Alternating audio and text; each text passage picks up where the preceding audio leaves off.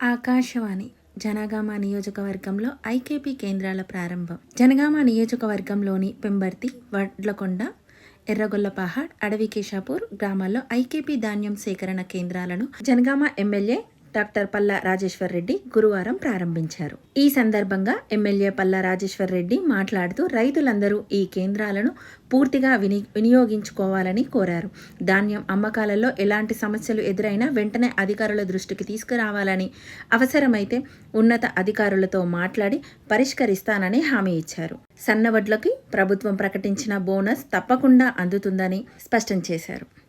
పాత బకాయిలు లేదా ఇతర సమస్యలు ఉంటే వెంటనే తెలియజేయాలని కూడా కోరారు. గ్రామ అభివృద్ధి కోసం గ్రామస్తులంతా కలిసికట్టుగా పనిచేయాలని పిలుపునిచ్చారు. మహిళా సంఘాలు, సమైక్యాలు మరింత బలోపేతం కావాలని కోరారు. మిల్లర్లు ఇబ్బందులు పడితే ఖచ్చితంగా వారితో మాట్లాడి పరిష్కరిస్తానని స్పష్టం చేశారు.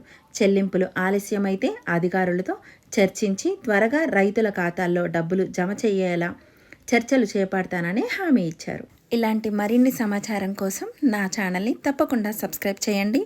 అలాగే షేర్, కామెంట్ కూడా తెలపండి.